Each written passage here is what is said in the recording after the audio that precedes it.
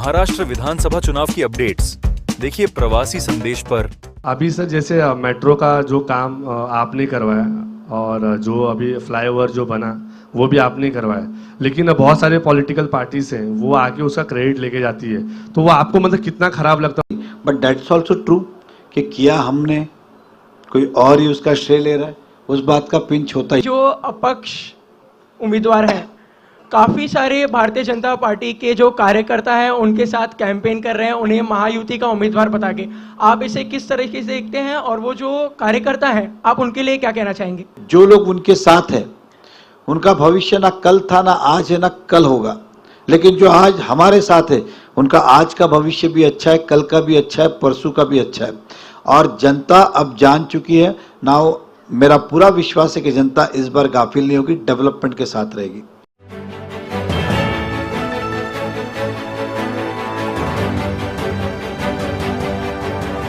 आप देख रहे हैं प्रवासी संदेश। जोरदार तालियों से स्वागत कीजिए हमारे आपके नरेंद्र मेहता जी का। एक बार जोरदार तालियां होनी चाहिए। Love you everybody. और हर कॉलेज से एक पार्टिसिपेंट यहाँ मौजूद हैं, जो हर स्कूल से मौजूद हैं, और यंग और यूथ आपसे बहुत सारे प्रश्न पूछना चाहता है। तो सबसे पहले मैं आपसे शुरुआत करता हूं, मेरे से शुरुआत करता हूं कि आपने आज की इस पूरे कार्यक्रम के लिए हाँ कैसे बोल दिया? बिकॉज नहीं, मैं काफी टाइम से यूथ से इंटरेक्शन करना चाहता था जी। हमने शहर को अपने हिसाब से डेवलप किया।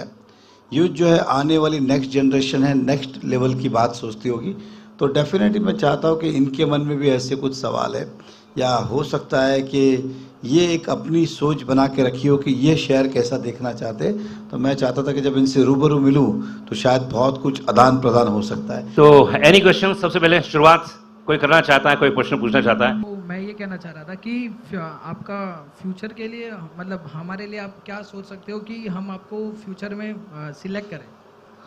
ओह अच्छा, इनका एक क्वेश्चन ये है कि अगले 5 सालों में आपको एमएलए क्यों बनाएं, ये युवा पूछना चाहता है। किस लिंक से इन्होंने पूछा मुझे नहीं पता, बट लेकिन आपने सोशल पूछा, प्रोफेशनली पूछा, तो इफ यू क्लैरिफाई तो I can give the proper answer. हमारे यूथ के लिए क्या बेनिफिट होगा आगे, मतलब एजुकेशन, हम लोग हायर एजुकेशन करें उसके बाद job opportunity. See basically my dream is that, मेरा मैनिफेस्टो भी है और मैंने कहा है किसी भी शहर को अगर चलाना है या कंट्री को चलाना है, अब मैं कंट्री की चिंता मोदी जी कर रहे हैं, मैं शहर की चिंता करूँ, महाराष्ट्र की चिंता फडणवीस जी कर रहे हैं।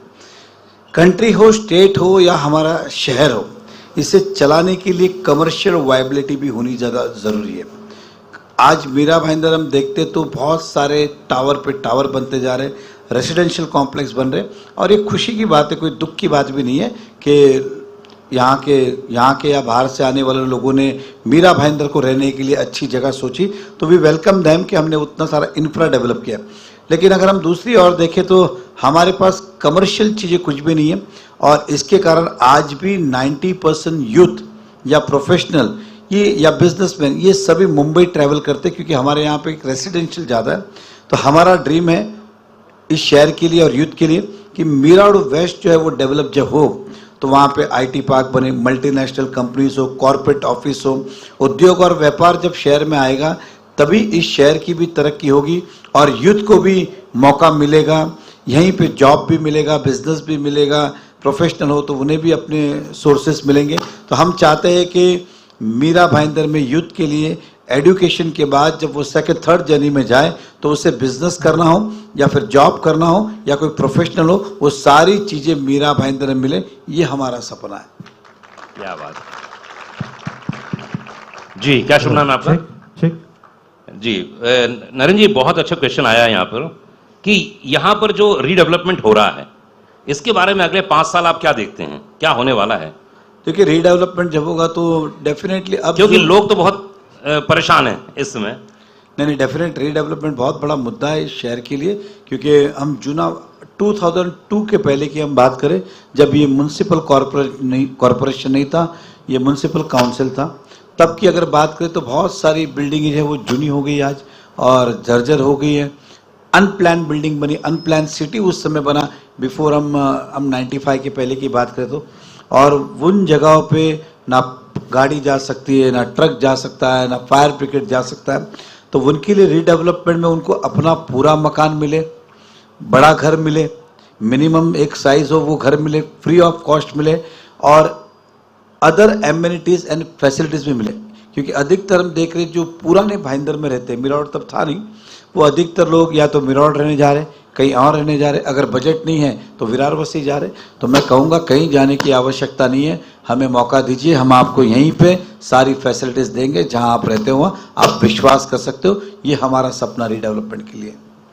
पर 14 से लेकर 19 के बीच में बहुत सारी घटनाएं घटी जो बहुत महत्वपूर्ण थी। एक तो कोर्ट का यहाँ पर आना हो गया है, उसके बाद ये जो आपने परिसीमन बनाया यहाँ पर, जिस परिसीमन के दौरान जो आपने इस मीरा भाईंदर को एक संयुक्त रूप लिया, वरना थाने में हर चीज हुआ करती थी, वो आपने बहुत बड़ा काम किया। अगले 5 साल आपको क्या लगता है स्ट्रक्चर लेवल में आप क्या क्या करना चाहते हैं? बात अलग है वो हो पाए ना हो पाए, लेकिन विचार क्या है? नहीं, हमने जो सोचा है वो तो बहुत बार मैंने स्पीच में कहा है, मैनिफेस्टो में कहा है।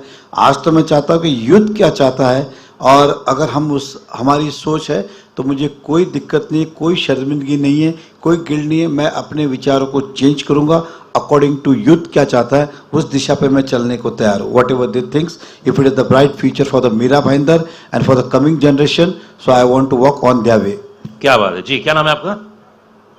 नमस्कार सर, मैं अक्षय मिश्रा। मैं सर आपसे ये क्वेश्चन पूछना चाहता हूँ कि अगर आप एमएलए चुन के आते हैं तो सर आप स्पोर्ट्स के लिए क्या करना चाहेंगे? क्योंकि आजकल का जो यूथ है ये थोड़ा सा सर मोबाइल्स और लैपटॉप्स से ज़्यादा जुड़ गया है, तो वो स्पोर्ट्स के प्रति थोड़ा अट्रैक्ट हो, उसके लिए सर आप क्या करना चाहेंगे? See I belong to the Narendra Modi ji government, and Modi ji आने के बाद ने स्पोर्ट्स की बहुत सारे प्लेटफॉर्म तैयार किए, स्पोर्ट्स को प्रमोट करने का प्रयास किया, हमने कई सारे मेडल हासिल किए। मीरा भाईंदर भी मैदान तो बने, गार्डन तो बने बहुत सारे, लेकिन स्पोर्ट्स के प्लेटफॉर्म जिस लेवल पे चाहिए उस लेवल पे नहीं है। अब मैं ये कहूँगा तो फिर you can see my manifesto, हमने कहा था कि इस शहर में हम सबसे पहले ऐसा क्रिकेट स्टेडियम बनाएं या क्रिकेट ग्राउंड बनाएं जो एमसीए से एफिलेटेड हो, ताकि मेरे शहर के बच्चों को रेडीमेड प्लेटफॉर्म मिले। रणजी ट्रॉफी की बात हो, स्टेट लेवल की बात हो, नेशनल लेवल की बात हो या इंटरनेशनल खेलने का एक प्लेटफॉर्म तो मिले, शुरुआत तो हो। इसलिए हम चाहते हैं कि इस तरह से हो। आशीष शेलार जी हमारे वाइस प्रेसिडेंट हैं, तो मैं उनसे बात भी किया, हालांकि वो आने वाले भी थे यहाँ, लेकिन किसी कारण वो चुनाव में बिजी नहीं आए, मतलब आज नहीं, यहाँ पे एफिलेशन के लिए।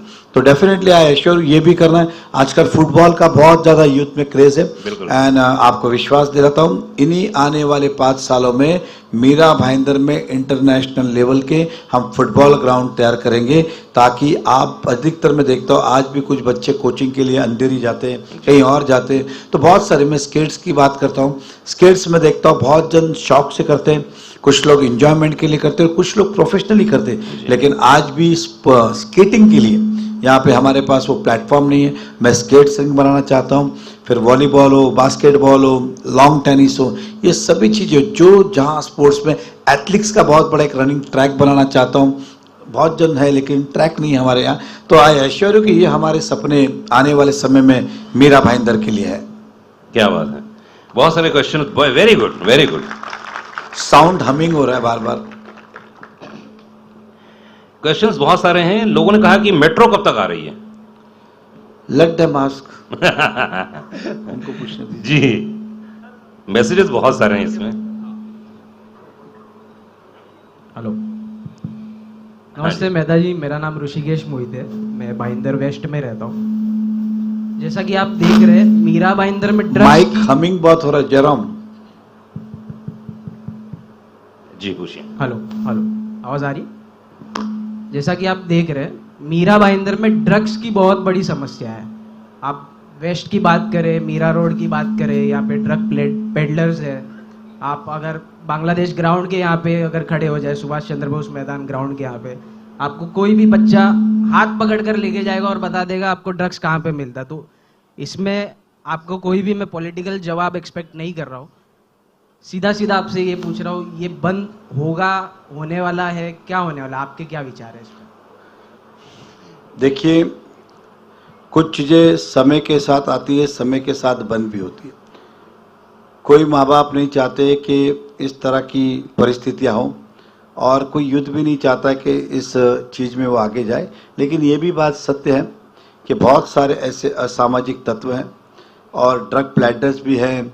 मैं युद्ध को कोसना नहीं चाहता, लेकिन अलग अलग जहाँ देखता हूँ जहाँ पे सुनसान रास्ते हैं, वह रात भर खड़े रहते हैं, स्मोकिंग करते हैं। अब वो स्मोक में क्या होता है नहीं होता है, ऐसी अधिकतर कंप्लेंट और शिकायत आजू बाजू के सोसाइटी की हमारे पास आती है।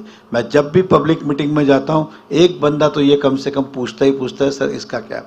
आई टेल यू वन थिंग कि 1947 में देश आज़ाद हुआ एंड मीरा भाईंदर उस समय गांव था, हार्डली मुश्किल से 25-30 हज़ार घर होंगे। आज 2024 है। 1947 में हमारे यहाँ पे ग्रामीण पुलिस थी, एसएसपी बैठते थे।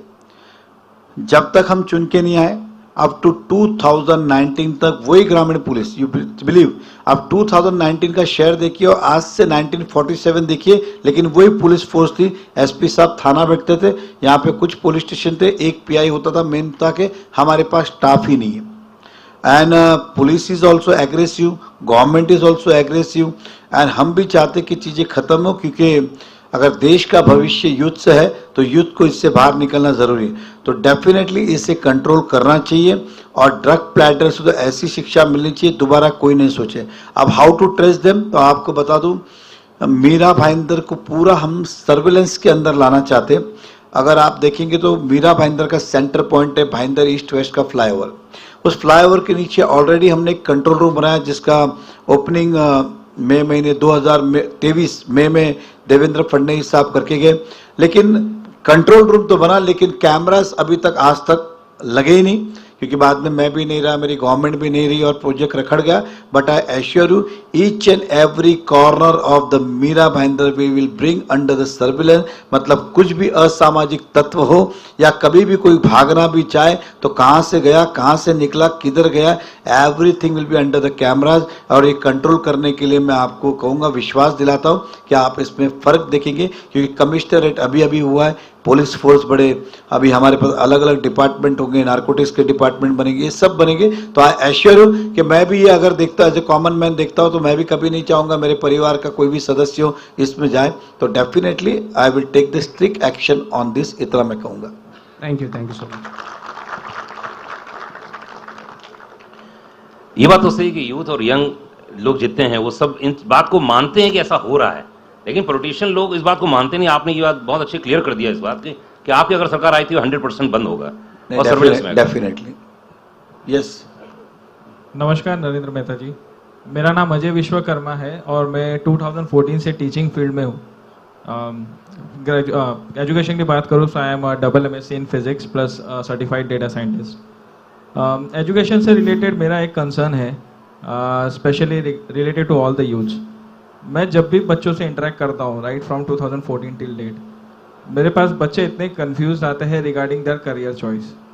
मतलब मैं हैंडफुल ऑफ स्टूडेंट्स को आई कैन गाइड बिकॉज जितनी मेरी कैपेसिटी है उतना मैं कर रहा हूँ, बट एट दी एंड मेरे पास कुछ बच्चे ऐसे आते हैं कि सर मैंने ये फील्ड ले लिया बट शायद मुझे यहाँ पे नहीं लेना चाहिए था, but that is very late for them क्योंकि उन्होंने करियर चॉइस कर लिया है। सो मेरा सजेशन गवर्नमेंट से ये है कि अगर हम मीरा भाईंदर लेवल पे, गवर्नमेंट लेवल पे अगर हम ऐसे कुछ करियर गाइडेंस के प्रोग्राम रखें for students, for their parents as well, because at times ऐसा होता है कि पेरेंट्स के इन्फ्लुएंस पे भी बच्चे आके अपना करियर ले लेते हैं। सो मेरी एक रिक्वेस्ट है गवर्नमेंट से कि अगर ऐसे हमारे पास ईयरली 2 बार या 3 बार करियर गाइडेंस के ऐसे प्रोग्राम्स हो जहां बच्चे या पेरेंट्स आके अपने करियर चॉइस के लिए सारी जानकारी ले सके, so that will be really helpful sir. नहीं, डेफिनेटली मैं तो एक कदम और आगे सोचता हूँ, क्योंकि अलग अलग संस्थाएं कैरियर गाइडेंस का प्रोग्राम लेती है, अलग अलग क्लासेस लेती है, स्कूल्स भी लेती है अपने बच्चों के लिए। बट ऐसा मेरा मानना है कि हम जब देते सभी प्रकार के बच्चे सामने बैठे होते और एक ही तरह का कैरियर गाइडेंस देना, उस बच्चे को हम समझ नहीं पाते। अगर आप मुझे पूछेंगे तो मैं कहूँगा कैरियर गाइडेंस 1-to-1 होना चाहिए। उस बच्चे की सोच क्या है, उसकी फीलिंग क्या है, वो किस चीज़ को कैच कर सकता है तो होगा। अगर मैं ऐसे ही कैरियर गाइडेंस करूँ एक साथ में, because your interest is somewhere else, my interest somewhere else, उनका कहीं और इंटरेस्ट है, तो डेफिनेटली कि फिर वो कैरियर गाइडेंस ऐसा लगता है कि या तो हम उन्होंने कहा इसलिए अच्छा लगने लगता है हमें, और career guidance how you explain, how you do the marketing. बहुत सारे क्लासेस इसलिए कैरियर गाइडेंस करते हैं कि डोंट टेक द अदरवाइज भी एग्जाम्पल कि इसलिए भी होते कि हमारे पास ये बच्चे आएंगे तो हम फिर उसको प्रॉपर गाइडेंस में लेके जाएंगे, उसकी गाइडेंस, उसकी जो सोच है उस पर हम उसे ले जाएंगे, लेकिन हम उस बच्चे की मानसिकता को समझे बिगर ही अपनी बात उसके दिमाग में बैठा देते कि यही अच्छा है, ये चीज़ है।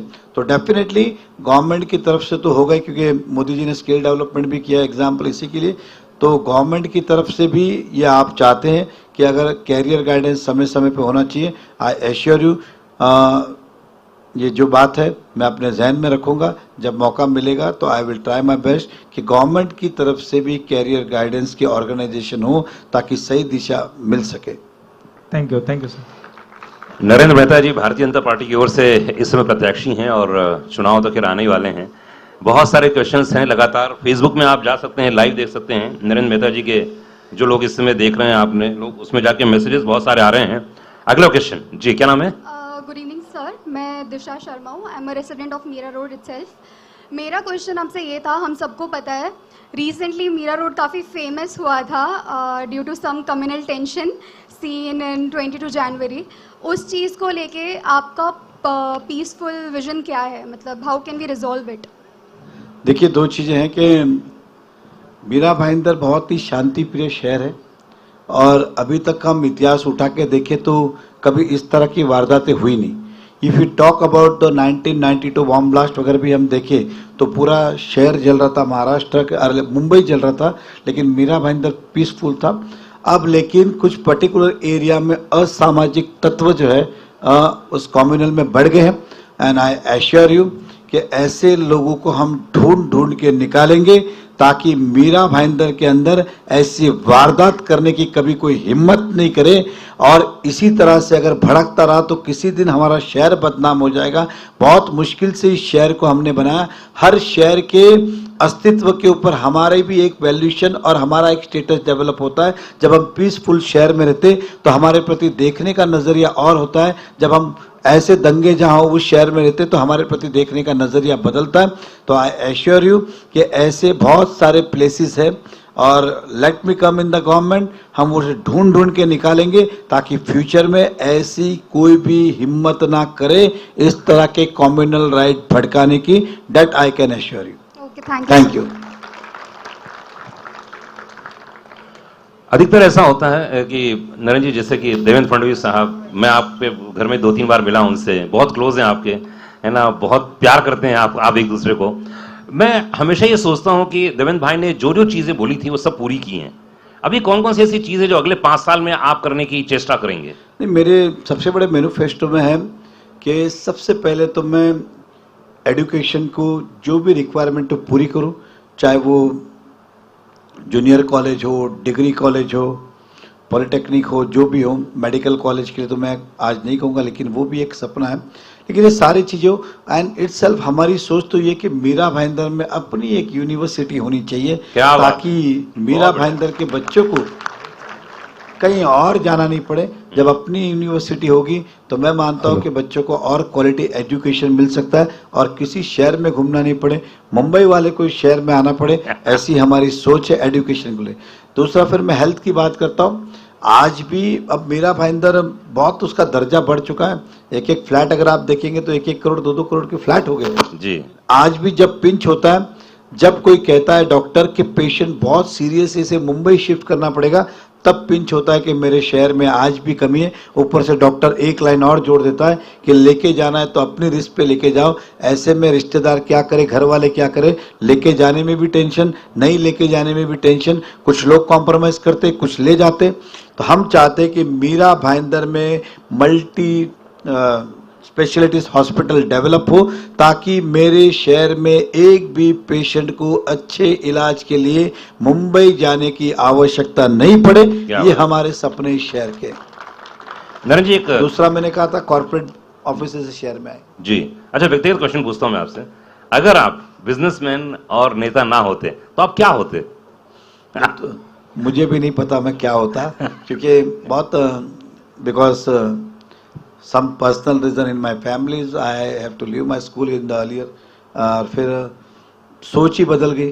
तो फिर जहाँ रास्ता और मंजिल ले गई वहाँ गया। लेकिन मैं यूथ को कहूँगा कि लेकिन मैंने जो भी काम किया कॉन्फिडेंट के साथ किया। मैंने बहुत सारे काम किए और यहाँ तक जो पहुँचा हूँ, बहुत सारी ठोकर लग लग के यहाँ तक पहुँचा हूँ। जीवन ने बहुत कुछ सिखाया, लेकिन अपने लाइफ में कभी मैं हारा नहीं।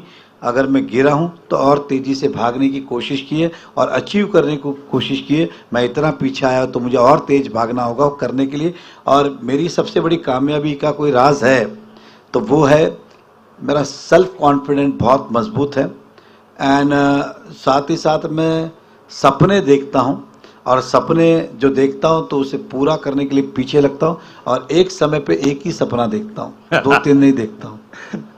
ये हर सपने और मेरी लाइफ में जितने सपने थे आज तक ऐसा नहीं हुआ इन मेरे पूरे जर्नी में कि मेरा एक भी सपना पूरा ना हुआ हो। लास्ट तक करा, कुछ 5 साल बाद हुए, कुछ 10 साल बाद हुए, कुछ 15 साल बाद हुए, लेकिन पूरे तो सब किए। एक बताइए चीज, एक आपने बोला ना एक है साधे सब सधे, सब साधे सब जाए। एक चीज जो अगले 5 साल में हमको देखने को मिलेगा अगर आप आते हैं तो अनुराग, अगले 5 साल के बाद हम यही बात करेंगे, यही सेलिब्रेट करेंगे कि देखो यार ये मैंने बोला था और ये हो गया। नहीं, मैंने कहा देखिए 5 साल बाद तो इस 5 साल में मैं यूनिवर्सिटी बना के रहूँगा। मेरा डिज़ाइंस रेडी है, मॉडल्स रेडी है। मैं जल्दी सोशल मीडिया पे उसे अपलोड करूँगा, बिफोर इलेक्शन आपको देखने मिलेंगे। तो मेरा सबसे बड़ा ड्रीम तो वो है and I really love to do this. अगर आप 24 साल के होते इस समय, इनके जैसे होते तो आप क्या प्रोफेशन चुनते आज की तारीख में? हाँ, ये तो बड़ा कहता है ना, अपने लिए दूसरों को सलाह देना बहुत इजी होता है, अपने लिए बहुत भारी होता है। नहीं, डेफिनेटली मेरी जो उस समय की सोच होती या मेरे इर्द गिर्द जो चल रहा था और जिसे मैं लगता हूँ, एक मिनट के लिए मान के चलिए मैं आज ही 24 साल का हूँ। हाँ जी जी बिल्कुल। तो डेफिनेटली मेरे इर्द गिर्द क्या चल रहा है मैं उस प्रोफेशन को चुनता और उसकी तरफ जाता। अभी क्या चल रहा है आप बताइए? 24 साल के हैं और ये सब 24 साल के इस समय हैं, अभी क्या चल रहा है? आई टेल यू, मैं आपको शेयर करना चाहूंगा। इस कैंपस से बाहर निकलेंगे ना, हर चौराहे पे, हर गली पे, हर जगह पे बिजनेस अवेलेबल है। आप इजी लेंगे, लेकिन मैं आपको एक सच बताता हूं, मैं एक्चुअली पॉलिटिकली बहुत बिजनेस रहता हूं, इसलिए बहुत सारे सपने पूरे नहीं कर सकता। People will take me in the wrong example. Club है, होटल है, स्कूल है। बीच में हमारी कंपनी ने सोचा था वेजिटेबल और सब्जी बेचने का काम सोचा था। सोचिए अच्छा। And that time I calculate the profit, it was near about the 2-3 crore rupees yearly था वो प्रॉफिट। और फिर मुझे टाइम नहीं मिला क्योंकि उसके लिए मेहनत करनी होगी। मैं सिंपल आपको एकदम इजी कहता हूँ एग्जाम्पल। आप कभी जाइएगा नासिक, जाइएगा, ऑनियन के प्राइस पूछ लीजिएगा और यहाँ प्राइस पूछ लीजिएगा, कैलकुलेट द ट्रांसपोर्ट, और फिर उसे आप देखिए कि यार ये काम तो मैं कर सकता हूँ इन डेट में, वो इजी हो सकता है। कितने टका का फायदा होगा? नहीं, डेफिनेट मैंने क्या कहा, वो कितने मेहनत करते, कितनी एफर्ट डालते इसके ऊपर। मेरा तो एक चीज और भी था, अगर मैं वेजिटेबल बेचूंगा खराब होगा तो क्या करूंगा। मैंने कहा मैं कॉस्ट टू कॉस्ट जितने होटल वाले उनको बेच दिया करूंगा। तो व्हेन यू थिंक, मैं एक एग्जांपल दूंगा how I came in the business. मुझे पिक्चर का बहुत शौक था। आई एम टॉकिंग अबाउट द 1989 की बात करो, केबल टीवी 88-89 होगा जब तक। तब आप सबको पता है खाली दूरदर्शन चलता था टीवी पे, ये पता है आपको, क्योंकि तब आपकी शायद नहीं हुआ था जी। तो एग्जाम्पल, एक जब केबल टीवी नया नया आया था तो मैंने अपने दोस्त को कहा कि भैया मेरे घर पे केबल कनेक्शन कर दो। तो उसने कहा 300 rupees connection charges and monthly 50 rupees. तो मैंने कहा कि ओके नो प्रॉब्लम, आप कर दो। तो कभी कभी बातें ही धंधा सिखा देती है आपको बिजनेस। तो उसने मुझसे सिंपल लाइन में कहा, तुम्हारी बिल्डिंग लंबी है, मेरा वायर ज्यादा जाएगा खर्चा, तो you do one thing, go in your building, मुझे 5-7 लोग जमा करके आओ तो मैं करता हूँ। मैं अपनी बिल्डिंग में गया, सबसे कहा, तभी नया नया कि हम केबल लेते, इस तरह से कुछ 8-9 लोग तैयार हो गए जी टेम्पली। तो आप यकीन मानिए विद इन द सेकेंड मेरा माइंड क्लिक हुआ कि 9 कनेक्शन के 2700 रुपये होते। एंड मंथली अगर हम कैलकुलेट करें तो 50 के हिसाब से कितने हुए? 450 rupees monthly. And this is the fact where I have done this, I have started my career. Within the second में मैंने बोला यार, उस समय आपको पहले वीसीआर नाम सुना है कभी? आपको यस, वीसीआर और वीसीपी 2 चीजें आती थी। तो 5000 रुपए का वीसीपी था जी। तो मेरा 1 सेकंड में कैलकुलेट हुआ, यार 2700 रुपया मैं इसको दूं, मैं और 2000 रुपए डालता हूँ, खुद का ही वीसीपी खरीद लेता हूँ। और खरीद लिया। अब रहा सवाल 450। तो उस समय वीडियो कैसेट आती थी जो आपको गूगल पे देखने मिलेगी शायद आजकल, आपको तो पता होगा। बिल्कुल। तो कैसेट का जमाना था। 10 रुपया रेंट था। रेंट इफ यू था। डू द मेंबरशिप 5 रुपीज में Yes. मिलता था। तो रोज एक पिक्चर दिखाते थे पहले केबल में, एवरीडे रात को 9 बजे खाली से एक मूवी आती थी, यही केबल का काम था। तो मैंने कहा 5 रुपए के हिसाब से महीने के 150 रुपए जाएंगे, 300 रुपया मंथली प्रॉफिट होगा। अरे वाह, क्या इसे कहते हैं business And I started my business from there. Very good. And one day we became the biggest cable operator of the Mira Bhayandar. सबसे बड़ा केबल बिजनेस हमारा था। मैंने आजू बाजू के धीरे धीरे सब केबल एक्वायर कर लिए, क्योंकि 5,000 का वीसीपी था, उसका इंटरेस्ट कैलकुलेट करो तो 50 रुपीज, कैसेट का काउंट करो तो 150 रुपया, तब भी, और उस समय की बहुत बड़ी। लेकिन फिर धीरे धीरे कनेक्शन बढ़ते गए बढ़ते गए बढ़ते गए बढ़ते गए, फिर क्लब खड़ा है ना आज, वो उस केबल का ही है। पर आप तो there are many things। आप सी, मैं हमेशा कहता हूँ कि एक चीज ख्याल रखिए यूथ को, बदकिस्मती दरवाजा जब तक खटखटाती है जब तक खुल नहीं जाता है। बदकिस्मती तब तक डोर नॉक करती है जब तक खुल नहीं जाता है, एंड खुशकिस्मती एक ही बार नॉक करती है, अगर आपने राइट टाइम पे खोल दिया तो आप नसीब वाले। क्या बात। So always I see why we should dream. हमें सपने क्यों देखना है कि जीवन में आपको, हर व्यक्ति को मौका मिलता है। लेट एज्यूम कि आपने सपना देखा है एक दिन चर्चगेट जाना है, लेट एज्यूम कि एक दिन चर्चगेट जाना है, और किसी दिन आप स्टेशन पे खड़े हो, ट्रेन आई, और वो समय आप सोचने लगे यार चर्चगेट जाऊं कि विरार जाऊं, चर्चगेट जाऊं कि विरार जाऊं, तो ट्रेन रुकेगी क्या? नहीं वो चली जाएगी। लेकिन अगर आपने सपना देखा है और ट्रेन आई तो आप क्या करेंगे? इमीडिएटली उसमें बैठ जाएंगे। तो सेम आपके लाइफ में हर जगह अपॉर्चुनिटी है। अब सही समय पे आप हिम्मत, इसलिए मैंने क्यों कहा कि सेल्फ कॉन्फिडेंट, आपका कॉन्फिडेंट अगर मजबूत है तो ये चीजें हो सकती हैं। और देखिए हर आदमी का बिजनेस का वो किस लेवल पे है, विदाउट मनी भी बिजनेस होता है, और एक लेवल के बाद बिजनेस के लिए पैसा लगता ही नहीं। मैं कहता हूं मुकेश अंबानी को बिजनेस के लिए पैसा लगता ही नहीं। क्यों, कैसे? सी बेसिकली ट्रेडिंग के जो बिजनेस होते हैं वो सारे व्यवहार और विश्वास पे चलते हैं। व्यवहार और विश्वास पे चलते। एग्जाम्पल, अगर मुझे कल कोई फ्लैट खरीदना है, मैं बिल्डर को कहूंगा कि ये फ्लैट मेरा और मेरी बेचने की कैपेसिटी है, उससे टोकन दूंगा, 1,000 रुपया खरीदूंगा, दूसरे को बेच दूंगा, बीच का प्रॉफिट लूंगा, दोनों डील कर लूं। तो वो एक व्यवहार और विश्वास, एक मौका ऐसा आता, आप किसी भी चीज में ले लीजिए। If you are doing the trading example, आपने स्टील का ट्रक मंगाया, तो अगला आपका विश्वास और व्यवहार उससे अच्छा है, तो वह ऐसे ही आपको ट्रक देगा, जिसको बेचना है उसको बेच दो, इसी का पैसा लो, इसी को दो, बीच की प्रॉफिट ले लो। This are the things. क्या बात है, वेरी गुड।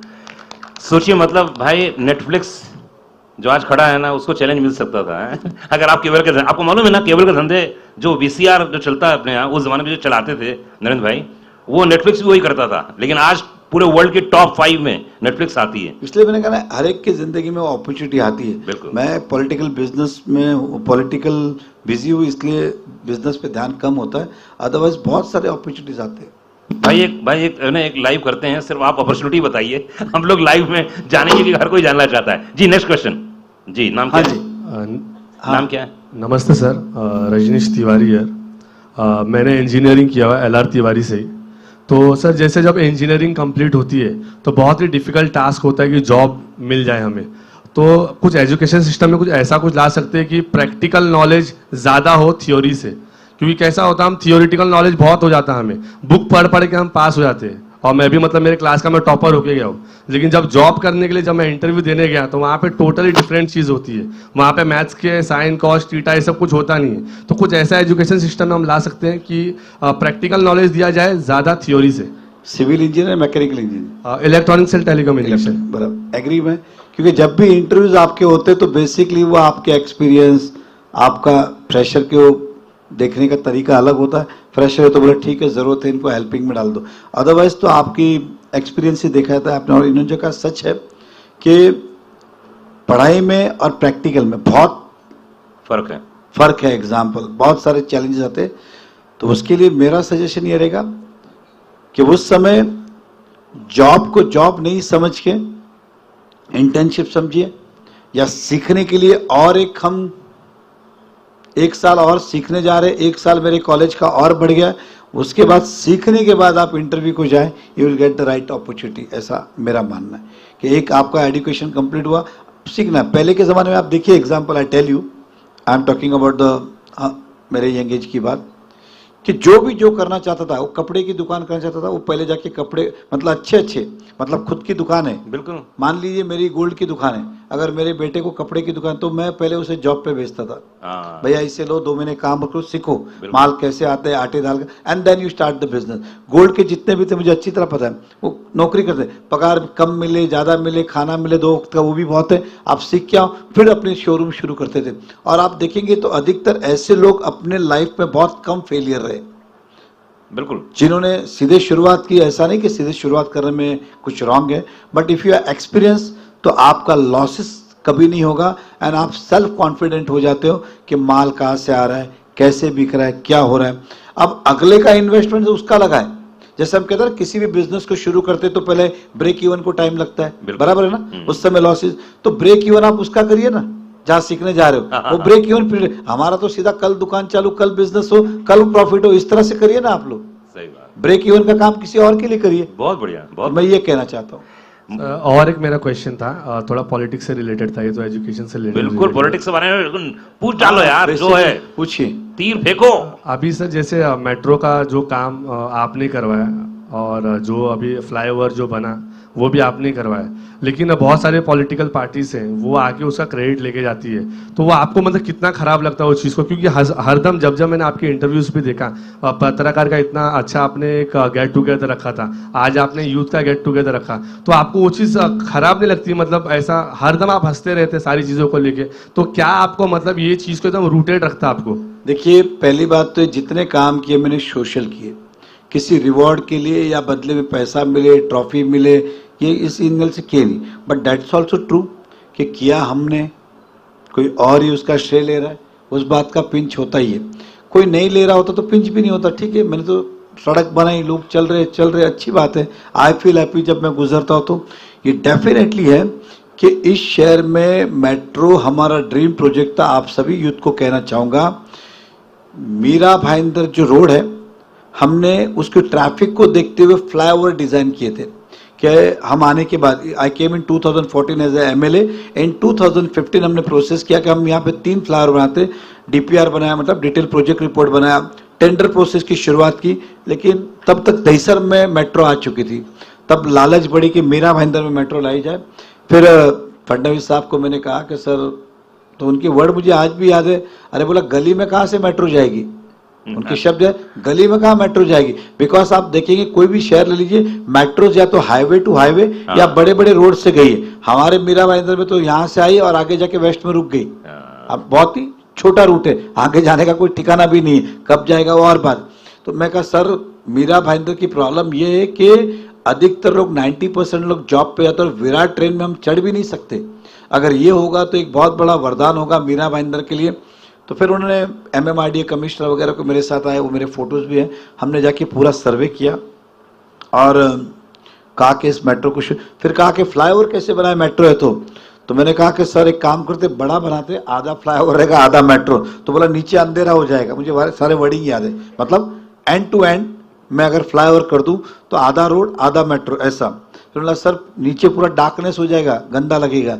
फिर लास्ट में ये डिसीजन हुआ कि नागपुर में एक था कि इसको आप देखते हैं जनरली ये सब नीचे फ्लाई और ऊपर मेट्रो आपको इंटरनेशनली देखने मिलते होंगे, इंडिया में मिलते नहीं है, लेकिन ये फिर कॉन्सेप्ट हमने लिया। तो महाराष्ट्र में 2 शहर है, एक देवेंद्र फडणवीस जी के शहर में है और एक हमारे शहर में, जहाँ नीचे फ्लाईओवर और ऊपर मेट्रो है। ये हमने कर दिखाया। ये प्रोजेक्ट वैसे 2022 में हमें कंप्लीट करना था, बट बैड लक, मेरी गवर्नमेंट नहीं रही 19 में, मैं भी नहीं रहा, आज तक प्रोजेक्ट डिले चल रहा है।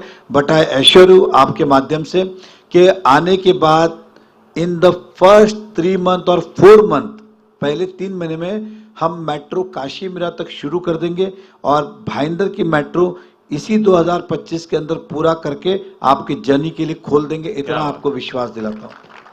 Thank you sir. बहुत खूब, बहुत खूब। ये बात तो है कि यूथ में अभी भी उस बात की लालसा है नरेंद्र जी की, वो चाहते हैं कि ज़्यादा से ज़्यादा लोग इसमें जुड़ें। अच्छा, आपको क्या लगता है कि पॉलिटिक्स में ज़्यादा यूथ आ क्यों नहीं रहा है? मैं अगर नहीं आया होता तो मैं भी नहीं आता। नहीं, फिर क्या रीजन लगता है? जैसे बेसिकली बहुत कठोर होना पड़ता है पहले तो इसके अंदर।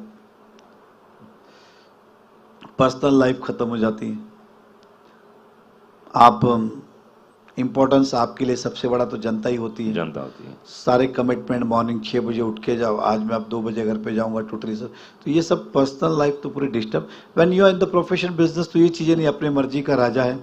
If I would be the businessman, मैं शायद सुबह 9 बजे उठता, 10 बजे उठता, महीने में एक आध बार वैकेशन को जाता, या 4-4 साल वैकेशन नहीं होते। हाँ, ये बात तो सही है। ऐसा है।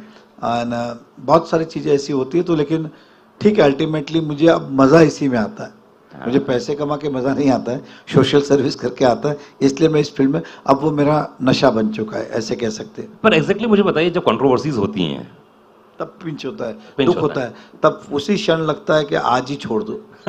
लेकिन क्या होता है कि आपके पीछे आपके बहुत बड़े एक फॉलोअर ग्रुप होते हैं। बहुत बार व्यक्ति जीवन में औरों के लिए वो जीवन जीता है। बिल्कुल। जैसे उदाहरण को, जिस फैमिली में आप रहते, बहुत काम अपनी फैमिली का चेहरा या अपने फैमिली के लिए आप करते, उसी तरह से when you come in the politics field, तब पूरा शहर ही आपकी फैमिली है।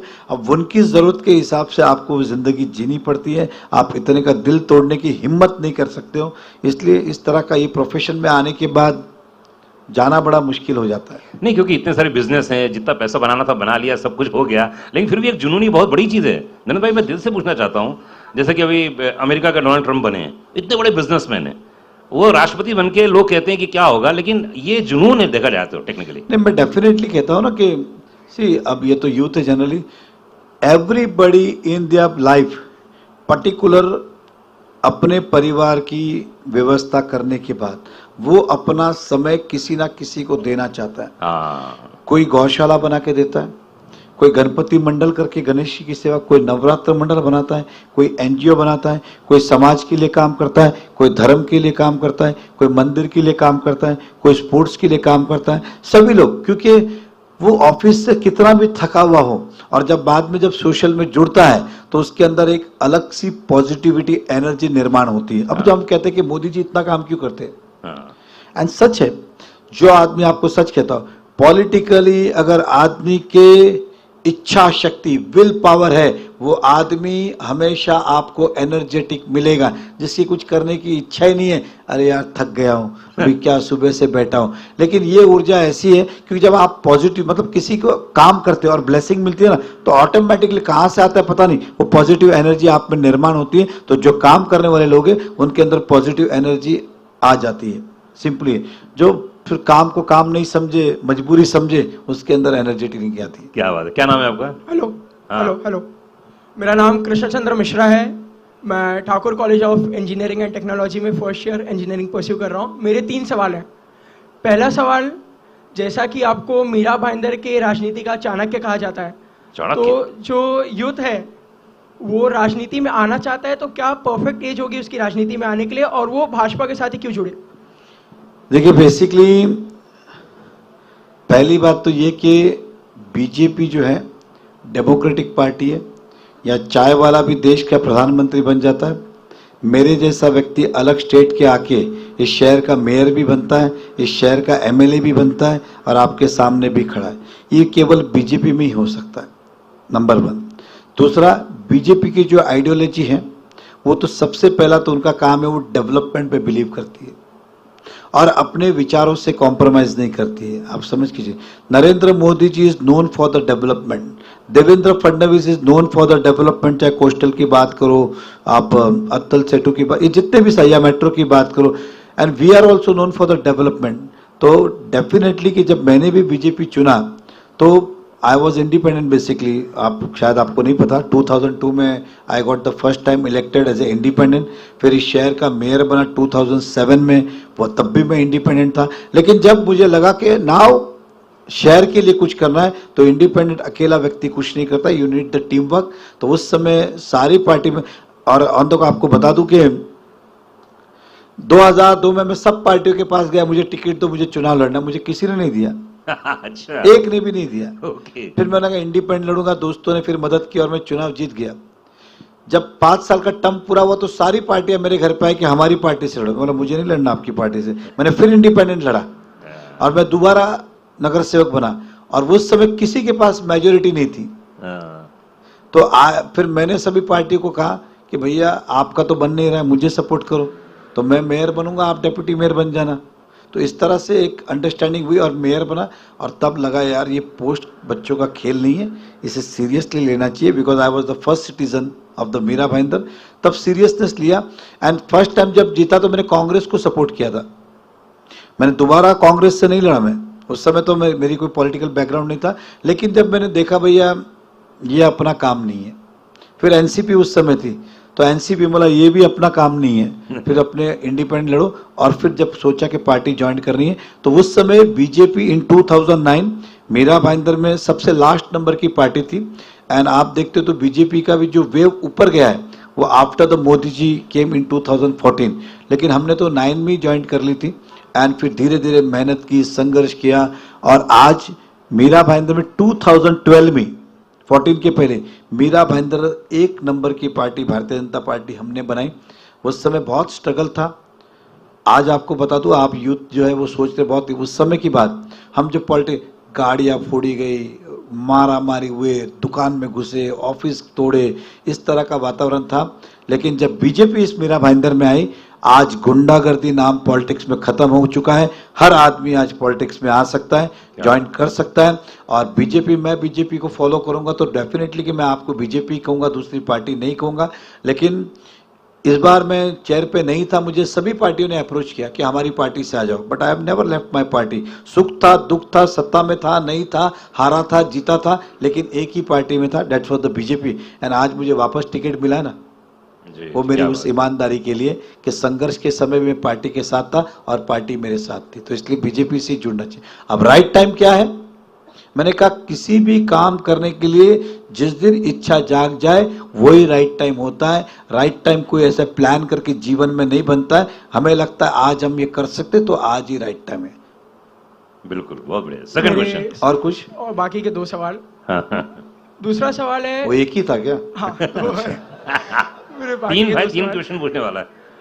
दूसरा सवाल है, हमारी जो अपक्ष उम्मीदवार हैं, काफी सारे भारतीय जनता पार्टी के जो कार्यकर्ता हैं उनके साथ कैंपेन कर रहे हैं, उन्हें महायुति का उम्मीदवार बता के। आप इसे किस तरीके से देखते हैं, और वो जो कार्यकर्ता हैं आप उनके लिए क्या कहना चाहेंगे? और दूसरा भी कर रहे, हाँ, जो उनके साथ कैंपेन कर रहे हैं बीजेपी के होकर उनका कैंपेन हाँ, कर रहे हैं। और एक और सवाल, मीरा भाईंदर में टूरिज्म हब कब बनेगा? मीरा भाईंदर को आप एक टूरिस्ट स्पॉट की तरह कैसे देखते हैं? Thank you. चलिए, देखिए मैं पहले टूरिस्ट का देता हूँ। मीरा भाईंदर में उत्तन करके एक जगह है, ये मैं पिछले टर्म की बात कर रहा हूँ, 100 एकर्स लैंड है, और हमने कहा था कि ये हमें land Mira Bhayandar municipal corporation को हैंड ओवर करें। हम यहाँ पे टूरिज्म पार्क बनाना चाहते हैं, और वो प्रोसेस शुरू था, फिर कहा कि बाद में सरकार बदल गई तो वहीं वो पेंडिंग रहा है। उत्तन के अंदर टूरिज्म स्पॉट, क्योंकि आप सबको पता है कि गोराई, उत्तन, ये सब वही रास्ता जाता है, तो वहाँ पे अगर टूरिज्म स्पॉट बनेगा तो वाइबल होगा। बाजू में बहुत सुंदर उत्तन पे भी दरिया है और गोराई भी है, तो मैं फ्यूचर में अपने शहर में टूरिज्म के लिए भी कुछ करना चाहूँगा, ताकि टूरिज्म आए तो मेरे शहर का रेवेन्यू बढ़े, और शहर का रेवेन्यू बढ़ेगा तो हमारे यहाँ पे टैक्सेशन नहीं बढ़ेगा। दूसरा सवाल आपने पूछा था कि जो इंडिपेंडेंट कैंडिडेट है, देखिए कहते हैं ना कि सच कभी मर नहीं सकता, झूठ ज्यादा दिन चल नहीं सकता। वो सिटिंग एमएलए थे, फिर भी उन्हें टिकट नहीं मिला। मैं यहां था, फिर भी मुझे टिकट मिला, क्योंकि वो झूठ को लेकर चल रहे थे, मैं सच के साथ था, मैं पार्टी के साथ था, वो सत्ता के साथ थी। जहां सत्ता मिला वहां गई वो। बराबर है कि नहीं? कितने लोग को पता है? Last time she elected on the name of the BJP. Modi ji के फोटो लगा के वोट मांगे, बोला मुझे, डायलॉग था उनका, क्या था डायलॉग? मोदी तुझसे बैर नहीं, मेहता तेरी खैर नहीं। और मोदी के नाम पे फोटो लगा के वोट लिए, और लोगों से कहा कि मैं जीतूंगी तो बीजेपी में जाऊंगी। बेसिकली आपको बता दूं, कभी कभी हम भी गलती कर रहे थे। हर family was originally belong to the Congress. वो चुनाव कॉरपोरेशन का हार गई थी, तब मैं उन्हें लेके आया, बोला बीजेपी में आओ, मैं आपको चुनाव की ऐसी जगह दूंगा जहां आप जीत जाएंगे। भाईंदर वेस्ट में 60 फीट रोड पे उन्हें टिकट दिया, उन्हें जिताया। जीतने के बाद 2014 में मैं एमएलए बना, मुझे मेयर बनाने का मौका मिला, तब मेरे घर में तब भी डिम्पल विनोद मेहता थी, लेकिन मैंने कहा मुझे अपने घर में 2 नेता नहीं चाहिए, मैं एक काफ़ी हूँ, तो हमने उनको सीट दे दी, मेयर आप बनिए। लेकिन आदमी जैसी चेयर पे बैठे ना, कई कहते हैं ना कि सबको घी हजम नहीं होता है, वो जैसी चेयर पे बैठी उनकी नज़र मेरी चेयर पे गिरने लगी। तो कहते हैं ना घर का भेदी लंका ढाए, तो मुझे पता ही नहीं था कब मेरे साथ वाले लोगों को भड़का रही थी, बहका रही थी, पता ही नहीं चला। एंड फिर उन्होंने चुनाव मेरे खिलाफ लड़ा और एक फेक नैरेटिव सेट किया, और वो नैरेटिव के अंदर वो सक्सेस हुए और फिर हम चुनाव हारे। अब आपने जो कहा कि जो लोग उनके साथ हैं उनका भविष्य ना कल था, ना आज है, ना कल होगा, लेकिन जो आज हमारे साथ है उनका आज का भविष्य भी अच्छा है, कल का भी अच्छा है, परसों का भी अच्छा है। और जनता अब जान चुकी है। नाउ मेरा पूरा विश्वास है कि जनता इस बार गाफिल नहीं होगी, डेवलपमेंट के साथ रहेगी। क्या बात, बिल्कुल सही। अगला क्वेश्चन। हेलो। हाँ जी सर, जय श्री राम, मुदित राय बोल रहा हूँ मैं फ्रॉम ठाकुर कॉलेज। एंड मेरा क्वेश्चन लाइक सारे कॉलेज स्टूडेंट की तरफ से, जैसे बसेज आती हैं, जैसे मैं ठाकुर कॉलेज तो 372, 718 एंड 706 एंड XYZ। सर जाने के टाइम पे पहला तो ट्रेन का प्रॉब्लम ये है कि सुबह का अगर 8 बजे का कॉलेज है तो ट्रेन में चढ़ने का जगह नहीं मिलता, तो डेट्स वाई या तो ऑटो या फिर बस ही हम लोग के पास में एक ऑप्शन है। तो ट्रैफिक के रिगार्डिंग सर आप क्या सोचते हो, क्योंकि आप बोल रहे हो अपने फ्लाईओवर्स बनाए सर, 2 बनाए, बहुत अच्छा है, बट उसके बावजूद भी ट्रैफिक कम नहीं है सर। क्योंकि अगर बाइक से जा रहा हूँ तो इट टेक्स हार्डली 20 मिनट्स और 30 मिनट्स, अगर बस से जा रहा हूँ तो 1 घंटे से ज़्यादा लग जाता है। तो ये नॉर्मल डेज पे ठीक है, हेक्टिक तब होता है जब हमारा एग्जाम हो, तो हम 1-1 घंटा सर बस में हम लोग का टाइम वेस्ट हो जाता है। तो उसके रिगार्डिंग आपका क्या विजन है, एंड अगर आप आते हैं एज एन MLA तो वो प्रॉब्लम सॉल्व हो जाएंगी या नहीं होंगी ट्रैफिक को लेके? यस। देखिए, समय के साथ गाड़ियां बदल रही है, नियम बदले, बड़े बड़े टावर बन रहे, पॉपुलेशन बढ़ रही है। अब मीरा भाईंदर वो शहर है जहाँ पहले 4 माले की बिल्डिंगें बन रही थी, आज 60-60 माले के टावर की शुरुआत हो चुकी है। ये जो फ्लाईओवर बने, जब ट्रैफिक की बढ़ोतरी हुई तो फ्लाईओवर का निर्माण किया। ये जिस सामने आप रोड देख रहे हो ना, ये एक्चुअल में कभी आपने देखा होगा जेपी इंफ्रा के पीछे एक बहुत बड़ा रोड बना है, वो एक्चुअल यहाँ से होते हुए भाईंदर स्टेशन जाता है। तो ये लिंक रोड हम बना रहे ताकि मीरा भाईंदर रोड का आधा ट्रैफिक इस रोड पे डाइवर्ट हो। ये तब मेरा ही किया हुआ प्रोजेक्ट था, आधा बना, मेरे जाने के बाद आधा बंद हो गया। तो ये जो प्रोजेक्ट है इसे पूरा करना है तो ट्रैफिक का डाइवर्शन वहाँ का कम हो। दूसरा, दहीसर लिंक रोड, हमने राधा स्वामी सत्संग के यहाँ से दहीसर एक लिंक रोड कनेक्ट करने की बात की थी ताकि आधा ट्रैफिक वहाँ से चला जाए और हमारे शहर में किसी भी व्यक्ति को ट्रैफिक में नहीं अटकना पड़े। और वहाँ से आप देखोगे तो 5-7 मिनट में आप मैक्सिमम 10 मिनट में आप दहीसर पहुँच जाओगे। लेकिन वो रोड अभी तक शुरू नहीं हुआ, आके वो रोड की शुरुआत करनी। दहीसर चेकना का पहले टोल था, इसलिए टोल के कारण काफ़ी ट्रैफिक था। अब हमें लगता है कि वहाँ पे फ्लाईओवर बनाया जा सकता है ताकि आने वाले समय में वहाँ पे ट्रैफिक ना हो। अगर आप देखेंगे तो लेफ्ट साइड के अंदर पहले जो ऑक्ट्राई नाका था वो स्पेस सब खाली है, तो वहाँ से यू टर्न करके लाइट व्हीकल सब निकल जाए। हैवी ट्रैफिक, हैवी व्हीकल भले ही उनकी चेकिंग करना हो, क्या करना हो, ये उसके आगे की हमारी सोच है। अब 2 फ्लाईओवर हम और निर्माण कर रहे हैं। अब जो हमारे बस में वो हम कर सकते हैं, लोड़ा कॉम्प्लेक्स है, वहाँ पे एक और फ्लाईओवर ऑलरेडी अब मेरे ख्याल से हम 1-2 महीने में शुरू कर लेंगे। इस तरफ थाना जाएंगे तो दिल्ली दरबार होटल है, वहाँ एक फ्लाईओवर। तो जितने सिग्नल हैं वो सिग्नल फ्री करें ताकि आप सीधे सीधे निकल सके। तो इस तरह की हमारी योजना है। मेट्रो भी यही सोच है, उसके पीछे की सोच कि अगर घर के बाहर अगर ट्रेन होगी तो लोग जो है वो गाड़ी अवॉइड करेंगे, रिक्शा अवॉइड करेंगे, कार अवॉइड करेंगे, वो पब्लिक ट्रांसपोर्ट लेंगे। तो कार अगर रोड पे कम होगी तो डेफिनेटली कार वाले को भी सॉल्यूशन मिलेगा और जो ट्रेन से चलते हैं उनको भी सुविधा मिलेगी। तो हमारा विश्वास है कि मेट्रो आने के बाद ये ट्रैफिक का प्रॉब्लम सॉल्व होगा। हम इतना ही नहीं, हम रेलवे, पीयूष गोयल जी रेलवे मिनिस्टर तब की बात है, रेलवे में एक ट्रैक और बढ़े ताकि हमारे मीरा रोड से भी लोकल शुरू हो, ताकि आधा भाईंदर का लोड मीरा रोड के ऊपर आए। तो हमें कम से कम भाईंदर मीरा रोड में जो रहते हैं उनके लिए मैं अलग से ट्रेन दूं तो उन्हें कम से कम खुली ट्रेन मिल सके। तो इस तरह के बहुत सारे सपने, एक दिन में सब नहीं, लेकिन शुरू करेंगे तो कम से कम एंड होंगे, ये हमारी सोच है। हेलो। हाँ सर, एक और प्रॉब्लम के बारे में डिस्कस करना था। जैसे अगर कोई कुछ प्रॉब्लम रहती है उस रिगार्डिंग हम अगर पुलिस स्टेशन जाके कंप्लेंट दर्ज करना चाहते हैं सर, अगर अपोजिशन सामने वाले के सामने थ्रू से कोई पॉलिटिशियन आ जाते हैं तो पुलिस वाले उसकी या उसको ज़्यादा वैल्यू दे करके हमें निगलेक्ट कर देते हैं या फिर हमें पे बैकफायर हो जाता है वो सिचुएशन। सर उसका कुछ सोल्यूशन अगर आप बता पाओ। डेफिनेटली कि जो सच है वो सच है, जो गलत है वो गलत है। अगर इस तरह से कभी भी कोई वारदात हो, मैं डेली मॉर्निंग 9 o'clock 9:30 मैं सभी अपने विजिटर को मिलता हूँ, अपॉइंटमेंट लगता नहीं है। कभी भी आप आजमा के देखिए, आजकल तो 7 बजे निकलता हूँ because of election, otherwise routine है। तो ऐसे कभी भी हो, आइदर मुझे इस तरह के SMS ड्रॉप करेंगे तो आपको रिप्लाई आएंगे ही आएंगे। एंड इसीलिए हमें कि जहाँ न्याय नहीं मिलता है हमें मिले, लेकिन आपका क्वेश्चन ही पॉलिटिशियन के ऊपर था। अब वो जो पॉलिटिशियन ने किस लिए कहा, क्यों कहा, किसने कहा, मुझे नहीं पता, लेकिन जब भी आपको किसी भी ग्रुप में ऐसा लगे, you can feel free to call us. Hello, Jai Mahakal sir, this is Yash Parmar. Where is Yash? Hello. हाँ, यस सर, तो जॉब की तो बहुत बात हो रही है, but you want to know कि स्टार्टअप्स के लिए क्या प्रोविजन है, और आपने जैसे आईटी पार्क की बात की थी अभी, सो एंटरप्राइज बिजनेस मॉडल के लिए, स्केलेबिलिटी के लिए क्या विजन है आपका? देखिए, जब मैं आईटी पार्क की बात करता हूँ, मैं कॉर्पोरेट ऑफिस की बात करता हूँ, उद्योग की बात करता हूँ, तो ऑटोमेटिकली स्टार्टअप भी निर्माण होते हैं।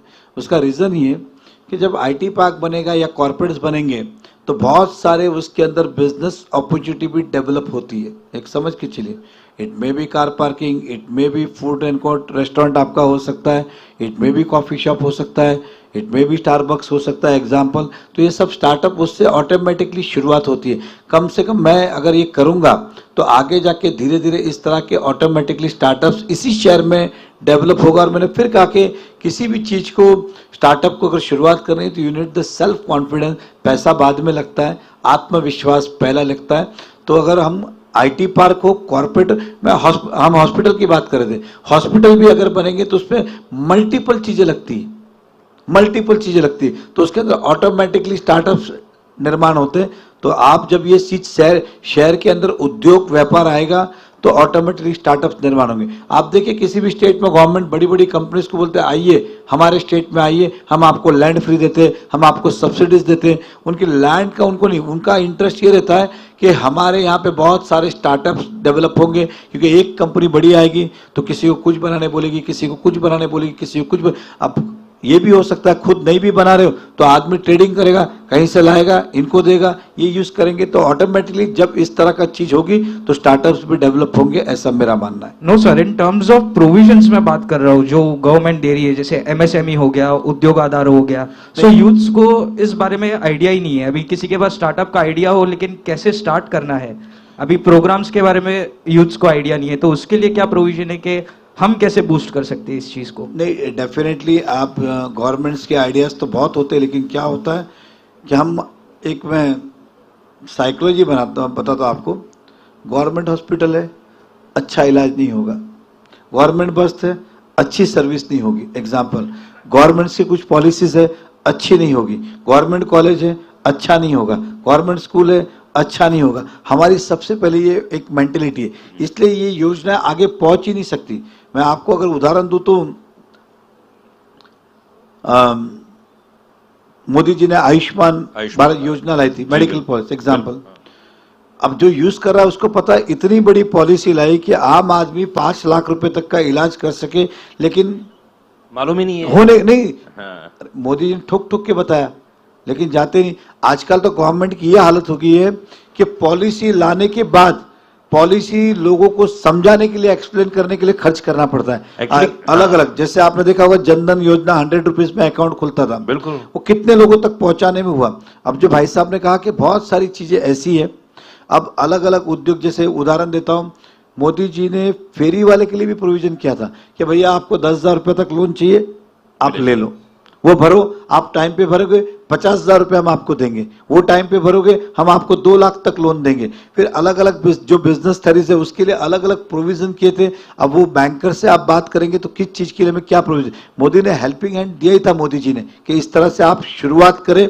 और अब मैंने रिसेंटली नहीं पता कि वो अमाउंट कितने तक हो चुकी है, लाखों रुपए के लोन्स मिलते हैं। और लोन्स नहीं भी देंगे तो आपको बता दूं, गवर्नमेंट कार्रवाई करती है उनपे। हाँ, बीच में आपने सुना फडणवीस साहब ने कहा था कि अगर किसानों को जो गवर्नमेंट अगर लोन नहीं दिया तो बैंक के ऊपर एफआईआर करेंगे हम, यहां तक दम दिया था। तो इसलिए आपकी जो बिजनेस पे कंटेंट्स में आप बात कर रहे हो उससे गवर्नमेंट की जो जो पॉलिसी उसके अंदर हमें जाना चाहिए, देखना चाहिए उसके अंदर क्या अब हमारे लिए मैच होती है नहीं होती है और बातें, but there are many things. पर मुझे क्या लगता है कि हम जितने यूथ हैं यहाँ यंग बैठे हुए हैं, अच्छा ईमानदारी से बता रहा हूँ, गवर्नमेंट की वेबसाइट में आप कब कब गए हो? हाथ खड़ा करो, कौन कौन है गवर्नमेंट की वेबसाइट का नाम बता दो, चलो मैं मान जाऊंगा। सर हाँ, एमएसएमई, उद्योग आधार, ये सब गवर्नमेंट की ही साइट है जिसपे हम। आप गए हो ना? नहीं, मैंने वही कहा कि वेबसाइट में जाओ तो सही, एक बार देखो तो सही क्या क्या है उसमें, बहुत कुछ है, बहुत कुछ है। एंड सर एनिमल वेलफेयर इस बारे में बात नहीं होती है, ये टॉपिक लाइमलाइट में आता नहीं है, जैसे स्ट्रे डॉग्स हो गए, डॉग पार्क्स हो गए। नहीं, आपको मैं बता दूं कि मेरा भाई इन 2000 आई एम टॉकिंग अबाउट 2015 मेरा Bhayandar population was the 12 lakhs and 33% जो लोग थे बिलो पोवर्टी लाइन के थे। इस शहर में एक भी हॉस्पिटल नहीं था। हमने भाईंदर वेस्ट में जो टेम्बा हॉस्पिटल, सिविल हॉस्पिटल, ये पहला हमने शुरुआत किया।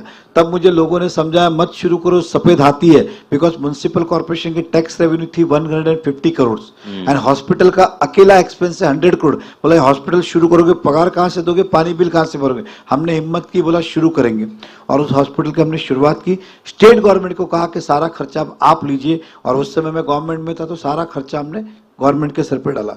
और इन्हीं फिर में देखते कि अब इस शहर के अंदर पशु चिकित्सालय हो या पेट्स हॉस्पिटल हो, एक भी नहीं था जी।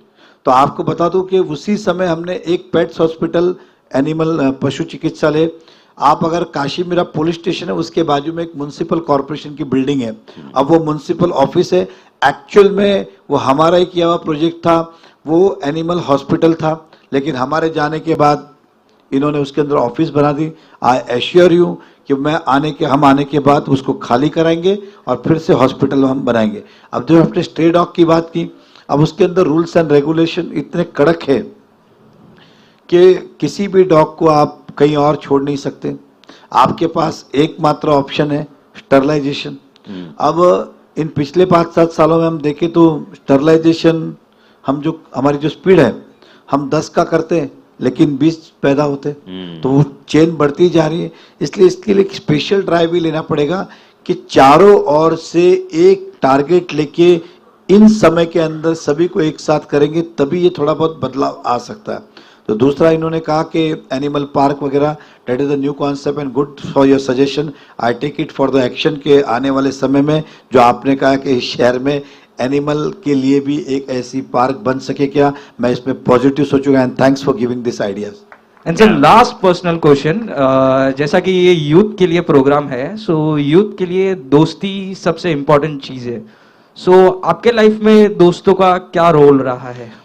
मैं यहाँ तक पहुंचा तो दोस्तों का ही रोल रहा है। अभी भी मैं ये प्रोग्राम कर रहा हूँ, बैक एंड में मेरे दोस्त ही खड़े, सही बात। एक आप समझ के चलिए। एंड डेफिनेटली है कि दोस्त बहुत मुश्किल से मिलते। हम गिन के 6 दोस्त हैं, 25 साल पहले भी 6 थे, आज भी 6 ही है। मतलब जो एक्चुअल हम कहते, जो एक दूसरे पे जान देते। और डेफिनेटली कि समय समय पे बहुत सारी चीजें दोस्तों ने मदद की है। हिम्मत देने की बात हो, साथ में खड़े रहने की बात हो, तो दोस्त सभी के लाइफ में होना ही चाहिए, नहीं तो किसी दिन आप भटक जाओगे तो गलत डिसीजन ले लोगे। इसलिए जब हम भटक जाए, निराश हो जाए, उदास हो जाए, हार जाए जीवन में, तो वो दोस्त ही होता है जो उसमें आपको सपोर्ट करता है और बाहर निकालता है, लेकिन अच्छे दोस्त। तो सर उन 6 दोस्तों का नाम भी ले लीजिए जो आपके साथ इतने टाइम से है। नहीं, बाकी जिनका नाम नहीं लूंगा वो नाराज हो जाएंगे। They knows my 6 friend who are. Thanks a lot. Thank you very much. 2 या 3 क्वेश्चन और लेंगे लास्ट में। जी जी, जाना है सर को, आपके बहुत ज्यादा लेट हो गए। 10 बजे तक। अच्छा, बिल्कुल, चलिए। हाँ, हेलो जी, क्या नाम है? ऋषभ। ऋषभ, बोलिए। सर मेरा एक सवाल था कि यूथ तो आपके साथ है, पर आपके कॉम्पिटिटर में सेकंड रनर अप किसको मानते हो एमएलए की तरीके? नहीं, मैं मानता हूं कि हमारी फाइट कांग्रेस से है। अभी चुनाव की बात करो ना, यस। कांग्रेस से फाइट है। तो आपको क्या लगता है कि उनके आने से क्या नुकसान होगा और क्या फायदा होगा? देखिए सिंपली सी बात है ना कि कांग्रेस की, अभी मैं बाकी की बात, देश की बात करूंगा, लंबा भाषण हो जाएगा। कांग्रेस किस मुद्दे पे चुनाव लड़ रही है आज? हमारा संकल्प क्या है? विकास। हमारा संकल्प ये है, संकल्प मीरा भाईंदर का विकास। मेरे जितने पोस्ट देखिए आपको विकास ही दिखेगा और कुछ दिखेगा नहीं। उनके आप पोस्ट देखिए, हमारे जो इंडिपेंडेंट है वो मेरे पर्सनल लाइफ पे चले, राक्षस, रावण, कूद जाओ, ये करो, काम की बात ही नहीं कर रहे।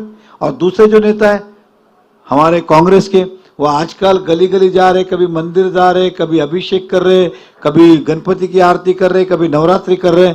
मतलब धार्मिक मुद्दों को लेके वोट हासिल करना चाह रहे हैं। हिंदू वोट को विभाजन करने के लिए उन्हें यह लगता है कि यही अच्छा मौका है, क्योंकि हिंदू बहुत सारे आस्था से जुड़े हुए रहते हैं, उनकी आस्था को हाथ लगाएंगे तो वोट बढ़ जाएंगे, इसलिए वो इस मुद्दे पे चुनाव लड़ रहे हैं। इस मुद्दे पे जो चुनाव लड़ेगा वो शहर को आगे नहीं ले जा सकता है। बिल्कुल सही। जो बात करेगा today I am hear back, एक प्रकार से मैं कहूंगा कि मैं बैक ही है, I am return again, but only because of the people like me, because of the development. जो किसी ने कहा था मैं मेट्रो की बात करूं, बहुत सारी बातें, ये जो काम किए उसी के लिए हमें लोग पहुंचे। तो मेरे पास एक्स्ट्रा कौन सा एक्स्ट्रा ऑर्डिनरी डिग्री है इन दैट वे? तो जो आप कह रहे कांग्रेस को इसलिए नहीं देना चाहिए, 10 साल थे ना उनके पास।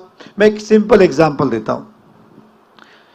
इन 2011 मेरे ख्याल से जून महीना होगा, एक समय ऐसा आया कि मीरा भाईंदर में पानी की बहुत शॉर्टेज है, दिक्कत है। कांग्रेस ने क्या डिसीजन लिया? आज से नए कनेक्शन बंद, क्योंकि जूने को पानी नहीं मिलता है। उसके बाद पॉपुलेशन बढ़ती गई, क्योंकि लोग तो आते गए, बिल्डिंगें बनती गई। अब उनका काम था कि जहां पानी है वहां से पानी लेके आए, कनेक्शन बंद करना ये कौन सा सॉल्यूशन था? मीरा भाईंदर में जो बाकी लोग रहने आए हैं, या हमने ही अगर हमारा वहां से फ्लैट यहां चेंज किया तो यहां पानी नहीं मिलेगा। एक शहर में दो नियम कैसे हो सकते हैं? एक को पीने का पानी देंगे, एक को नहीं देंगे। तो ये सिंपल था। व्हाट वी हैव डन, आई केम इन 2014, मुझे डेट याद है, 31 अक्टूबर 2014 को गवर्नमेंट फॉर्म हुई, देवेंद्र फडणवीस जी ने शपथ ली, हमने शपथ ली, and 29 November, in the 29 days हम मीरा भाईंदर में 7.5 करोड़ लीटर पानी सैंक्शन करके लेके आए। और सीधा 2.5 साल का प्रोजेक्ट था, 2.25 साल में पूरा किया।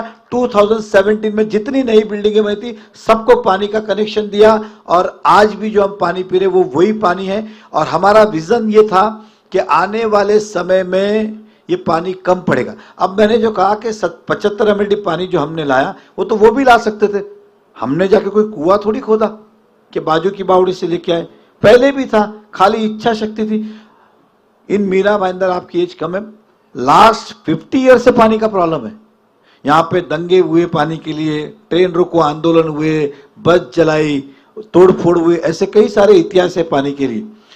इन 2017 हमें अच्छी तरह पता कि पानी आगे जाके कम पड़ेगा, इसलिए उसी समय एक तरफ हमने नया पानी शुरू किया, दूसरी तरफ दूसरा भूमि पूजन किया, सूर्या प्रकल्प, जो आपने कभी किसी नाम सुना हो तो, सूर्या प्रकल्प, जो सूर्या डैम है यहाँ पे पालघर, 1800 करोड़ का प्रोजेक्ट, L&T जैसी बड़ी कंपनी को काम दिया, 24 आवर्स का प्रोजेक्ट था, 3.5 साल का प्रोजेक्ट था। अभी तक हमारे विधायक ने, क्योंकि 19 में मैं चला गया, सरकार नहीं रही, आज 7 साल हुए, प्रोजेक्ट अभी तक कंप्लीट नहीं हुआ। हमारा दावा है कि इस बार आपके आशीर्वाद से हम जीतेंगे, और पहले 6 महीने में इस मीरा भाईंदर को 24 आवर्स वाटर देंगे, जो 50 साल में कुछ नहीं हुआ। अब जो आपने पूछा, ये डैम तो पहले भी था, सूर्या नदी भी पहले भी थी, शहर भी पहले भी था, आपने क्यों नहीं किया? तो कांग्रेस की कभी इच्छा शक्ति ही नहीं रही। मैं अपने 5 मिनट के भाषण में बाद में मैं आपसे कुछ बात करूंगा इन बारे में। तो डेट्स वाई कि, और दूसरा जो कांग्रेस की लीडर है, उन्हें आपने आज तक कभी भी मुझे बताइए कि कहीं पर भी रोड पे खड़े होते हुए कुछ काम करते देखा हो, चाहे वो कचरे की बात हो, खड्डे की बात हो, इमारती की बात हो, ट्रैफिक की बात हो, पुलिस, कहीं पे देखा है आज तक? वो चुनाव में बाहर आते, चुनाव में वापस चले जाते, इतना ही है। आज भी वो कौन सी राजनीति कर रहे? डिवाइड एंड रूल की। उन्होंने हमारे अगेंस्ट में इंडिपेंडेंट 12 कैंडिडेट खड़े किए, कितने? 12 के सभी लोग, एक उत्तर भारतीय, एक महाराष्ट्रीयन, एक अलग अलग कॉम के, सब वोट का विभाजन करे और वो जीत जाए, क्योंकि उन्हें पता है कि उनकी कैपेसिटी भी नहीं है, ताकत भी जीतने की, तो वो डिवाइड एंड रूल पे जा रहे हैं। और उन्हें पता है डिवाइड करने के बाद भी हम नहीं जीत सकते, तो हिंदुओं की आस्थाओं के साथ खेल रहे हैं। क्या कहा उन्होंने? हम छत्रपति शिवाजी महाराज के वंशज हैं। अब हिंदू स्वराज्य की स्थापना किसने की थी? छत्रपति शिवाजी महाराज ने। तुम्हारा क्या लेना देना मुझे बताओ, फिर आप हिंदू बन रहे हो क्या? तो आपको गर्व से कहो हम हिंदू हैं, मैं कहता हूं गर्व से कहता हूं हम हिंदू हैं, वो कहेंगे क्या? तो छत्रपति शिवाजी महाराज के वंशज हो। मतलब किस किस का नाम वहां पर है, मैंने ऐसे लोग कभी देखे नहीं। सर मेरा और एक सवाल और था, एक लास्ट सवाल था कि आपने बोला कि आप कांग्रेस को आपका टफ कॉम्पिटिटर मानते हो, पर मेरे हिसाब से तो गीता जैन जो हमारी करंट एमएलए है, मैं आपको उनका मुझे ऐसा लगता है कि सबसे ज़्यादा तकलीफ वही देगी आपको, क्योंकि हम जिनको बोलते हैं कि बीजेपी को सपोर्ट करो हिंदुत्व के नाम पे, पर आधे वोट तो वहीं पड़ जाते आपके। नहीं, देखिए आपको बता दूं, ये दोनों भाई बहन हैं, मिले हुए। ये आप जनता को पहुंचाइए बात। अब मैं सिंपल आपको कहता हूं, आप YouTube पे जाइए, आप YouTube पे जाइए। पिछली बार हमारे हारने के बाद हमारे कांग्रेस के नेता जीते हुए को बुके देने गए। प्रेस वाले ने पूछा आप तो इनके खिलाफ लड़े, बोला मुझे कौन सा जीतना था, मुझे तो बीजेपी को हराना था इसलिए खड़ा था। ये उनके स्टेटमेंट है, हमारे नहीं है। आप तभी का देखिए, उनके स्टेटमेंट है। आज ये दोनों अंडरस्टैंडिंग में, क्योंकि अगर इनको जीतना है तो वोट का बंटवारा होना जरूरी है। खाली कांग्रेस और बीजेपी होते तो ये जीत सकते क्या? नहीं जीत सकते। इनको पता है कि वोट का बंटवारा करना है। और दूसरी बात देखिए ना, आप कोई भी वीडियो उठा के देखिए, उनका या हमारा, बात जो आपने कहा कि वो हिंदुत्व की कर रही है, लेकिन सारे आरोप हिंदू पे लगा रही है, उन पे तो लगा ही नहीं रही कुछ भी। जिनके खिलाफ लड़ाई है कांग्रेस, हिंदुत्व उनको सिखाओ ना, मुझे सिखा क्या करोगे? You got it what I am saying? She never do any comments on the Congress candidate. Congress candidate never do the comments on her. इसका मतलब क्या? भैया हम थोड़ी लड़े, हम तो आपस में अंडरस्टैंडिंग है, मेहता से निपटते, बीजेपी से निपटते। ये बात आप जनता को बताइए, दोनों मिले हुए अंदर से। सिंपली है ना, नहीं तो आदमी क्या सोचता है? मुझे सिंपल बताइए ना, उन पे भी वार करता है ना, वो तो उन पे कर ही नहीं रहे। वो एक नेशनलाइज पार्टी, उसके बारे में आप कुछ नहीं बोल रहे हो। और नेशनल, जैसे आप मान के चलो, आपने जो अभी कहा कि इंडिपेंडेंट कैंडिडेट हमारे, तो हमारे वो भी कैंडिडेट कुछ नहीं बोल रहे। 1 मिनट बाकी है। Hello, last question. Hello sir, मेरा नाम ऋषि जैन है। सर जैसे कि आयुष्मान कार्ड है, आज हर किसी को आयुष्मान कार्ड की जरूरत होती है, बट उसका रोड मैप ऐसा है कि सबसे पहले तो राशन कार्ड तो सबके पास है, उसके लिए एक फैमिली आईडी चाहिए। सर आज उसको लिंक कराने के लिए 4-4, 6-6 महीने का वेटिंग है। और बाहर जब लाइन में जाते हैं, एजेंट बोलते हैं ला 10,000 दे, ला 15,000 दे, ला 20,000 दे, तेरा काम करवा देता हूँ। सर अगर हम मिडिल क्लास है इतने, तो हम 15-20,000 कहाँ से लाएंगे? इसीलिए चाहता हूँ आप मत लाइए, मुझे लाइए, बाकी कुछ लाने की जरूरत नहीं। प्रवासी संदेश को लाइक करें, शेयर करें, कमेंट करें, सब्सक्राइब करें और बेल आइकन जरूर दबाएं।